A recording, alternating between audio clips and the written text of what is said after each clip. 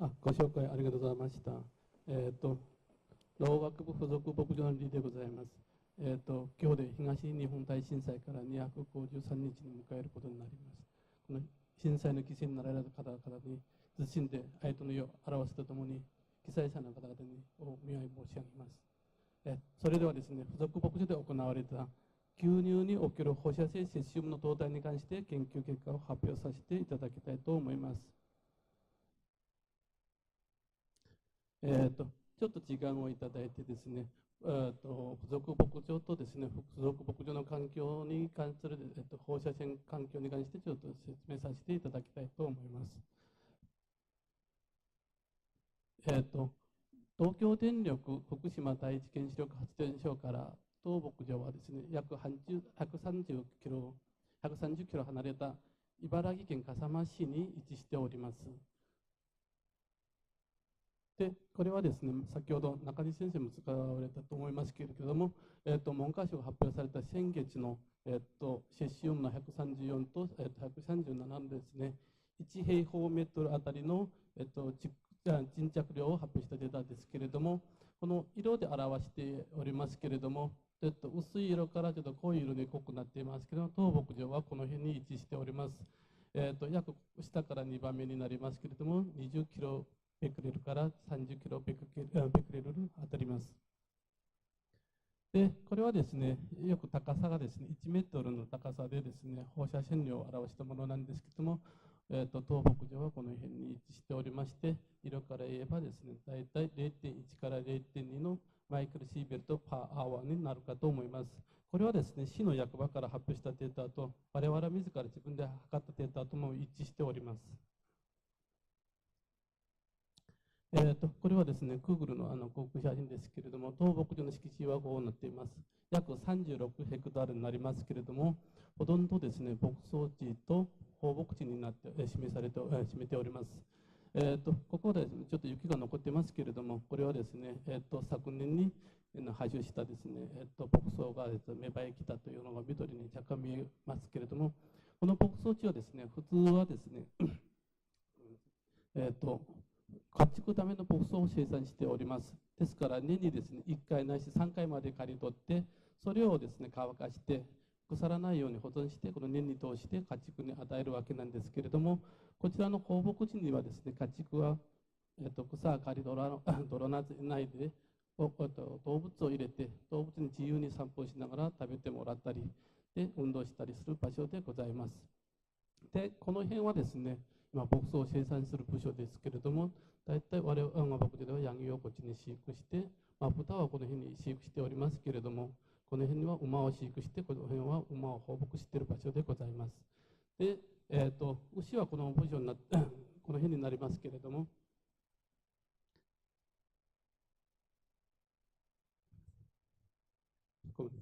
今回の研究は、実験はですね、この辺で行われてきました。で、当牧場はですね、牛はですね、普段は放牧している状態なので、牛たちはこの辺でですね、散歩をしながら草を食べてもらったりしております。で、我が牧場にはですね、こういう家畜を飼育しております。これは日本の在来種ですけれども、柴ヤギです。で、ご覧の通り、車内で飼育しております。ところで、牛はですね、乾かした草は食べてもらいながらですね、こうやってくつろいでですね、放牧地を設けておりまして、普段は放牧しております。こういう豚たちはですね、ご覧の通りですね、市内で飼育しております。まだ他にはですね、馬も2種類ほどおりますけれども、ほとんどですね、放牧状態で今飼育しております。これはですね、当牧場のですね、環境、土壌と牧草、それと乳牛、飲料水には放射線学習濃度を測ってみた結果ですけれども、ですね、これは土壌の濃度なんですね。4月8日、よく震災から1ヶ月弱になる時代ですけれども、要素の濃度は3.5と6.5、ここの時期は要素は測りました。それとセシウムの134は1.6から2.2、セシウムの137は1.7から2.1のキロベクレルパーキログラムでした。ところでですね、これ6月3日なんですけども、震災から3ヶ月になる時点ではですね、要素はすでにもう測れなくなりました。要は、半減期のこともありまして、こういう、3ヶ月後には、測定不可ということになりました。ところでですね、セシウム134はですね、0.04 から 0.11 ですけれども、ここでですね、この4月8日にはですね、表面の1センチしか測ってないんですよね。で、6月3日にはですね、上の1センチを除いて2センチから5センチのものをサンプリングして測ったものですので、約10倍ないし20倍ぐらいに下がったことが分かりました。で、先ほど、前の先生がおっしゃったようにですね、多分牧場の土壌はですね、質的に硬い固定されるんじゃないかとも我々は思っておりまして、大体1センチ除いたらこのぐらいの濃度に下がったことが分かりました。牧草なんですけども、これは生刈りというのは生草なんですけれども、4月8日あたりではですね、ヨウ素も 0.92 キロベクレルパーキログラムですけれども、セシウムも134、セシウム137も測定できました。ところでですね、6月3日になるとですね、この要素が半減期のこともありまして、測定不可ということになりましたけれども、この時点ではですね、これは0.11 から 0.13、セシウム137は 0.12 から 0.13 に下がりましたけれども、これはですね、ちょっと説明させていただきたいと思いますけれども、牧草は大体5月中旬になったら一番刈りといいまして、刈り取って牧草を作っているわけなんですけれども、この6月3日にはすでに一番刈りを終えた時点で次の草が伸びてきた草になるかと思います。ですから2番刈りになります。で、2番刈りの時はこのぐらい、値がですね、約10分の1まで下がったことが分かりました。で、ヘイレイですけども、これはですね、一番刈りしたものをですね、水分を約 50% ないし 60% まで下げて、それでですね、それを梱包したものなんですけれども、6月3日にはですね、こういう、1.91 から 2.18 ベクレル、キロベクレルですね。で、セシウム137は 2.03 から 2.20 キロベクレルパーキログラムになりました。これは水分が約 50% 飛ばしてありますので、この濃度の倍ぐらいになるのが普通理解できるかと思います。で、牛乳なんですけれども、これは4月8日なんですけれども、牛乳の中にはですね、要素も、測定できました。で、セシウムの134とセシウムの137も測定できましたけれども、6月3日にも同じ結果が出ています。ところで、要素も半減期が過ぎましたので、これは測定不可となりましたけれども、この時点で牛はですね、昨年に作ったヘイレージを食べてもらって、普通の放牧すると申し上げましたけれども、放牧した展開で牛乳の中に濃度になるかと思います。で、飲料水はですね、4月8日と、6月3日までともにですね、放射性物質は検出されませんでした。で、今回のですね、実験で使われたヘイレージというのは、放射性物質汚染資料というのがこちらに書いてありますけれども、牧草はですね、こうやってヘイレージの生産過程を説明させていただきたいと思います。これ、品種はですね、イダリンライングラスですけれども、大体ですね、この、前の年のですね、秋に発種しているわけですね。で、春に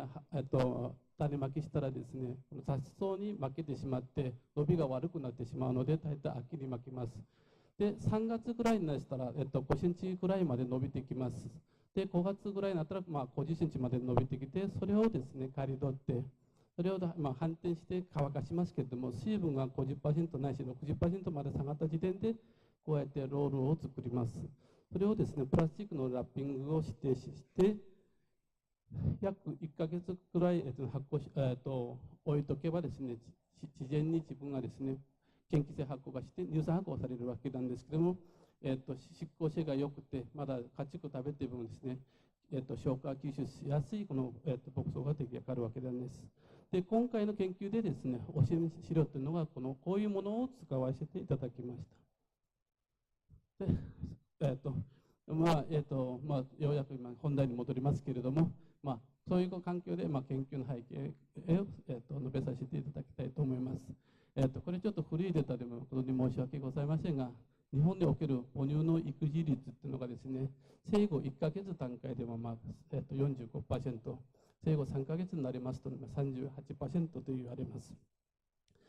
ところでですね、この55%の赤ちゃんたちと、62%の赤ちゃんたちはですね、実際生後3ヶ月になりますので、まだですね、体の胃腸とか内臓がですね、まだ未熟しております。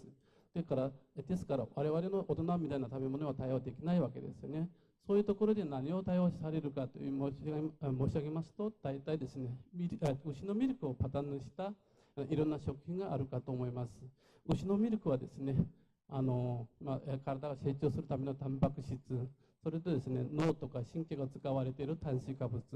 それと、元気の元になる脂質、それ以外にもですね、ミネラルとかビタミン剤とホルモンとか酵素が今いっぱい揃っているわけですね。ですから健康にはですね、ほとんどのものが全部揃っていますので、すごく素晴らしい食品ではないかと思います。で、日本ではですね、今、飼育頭数はですね、290万頭の、乳牛を飼育しております。で、年間生産する、ミルクはですね、150万トンと言われております。で、その中でですね、生乳という、要はですね、絞ったままで何も添加しない牛乳のことを言ってますけれども、これはですね、約400万トンになります。この400万トンがすべて国産になるわけなんですね。で、その中でですね、大半はですね、東北と関東圏内で生産されています。1位はですね、間違いなくこの北海道で生産されているわけなんですけども、北海道はですね、約390万トンを生産して、その主にはですね、バターとチーズに開国されています。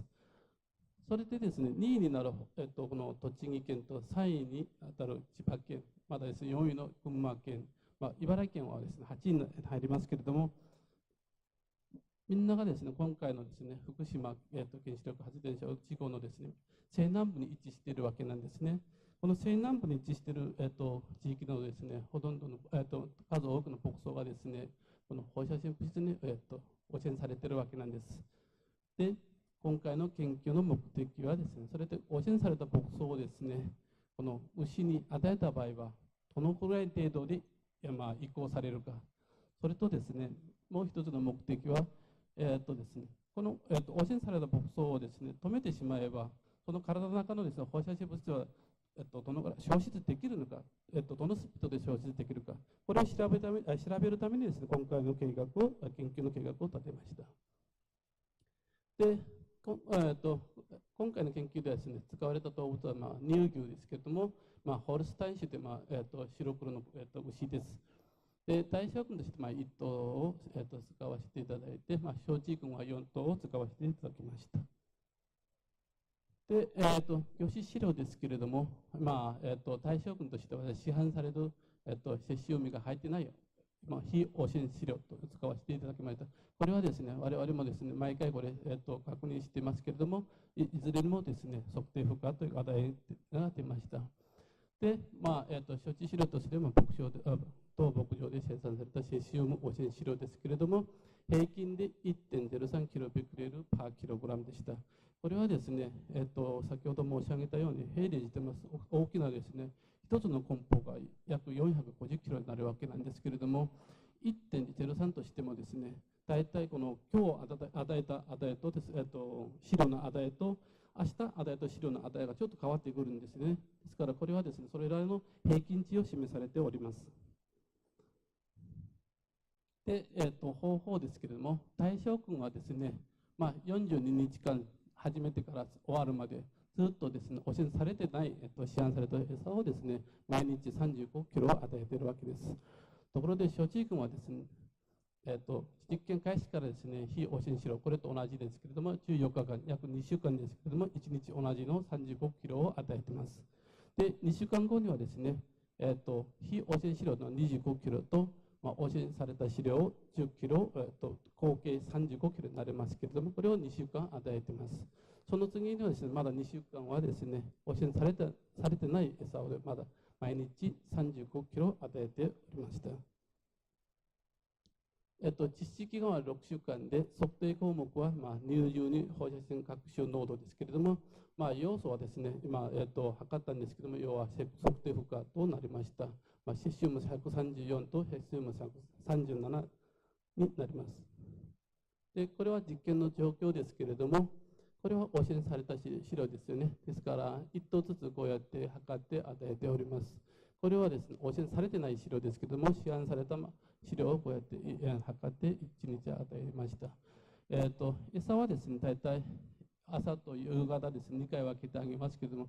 この辺はスタンジョンと申しまして、牛が入ってしまえば出られないようになって仕組みになってますね。ですから、自分に与えた餌を全部食べるまでこの中に行ってもらって、それで終わりましたら、離してこの中で、運動できるような状態になっています。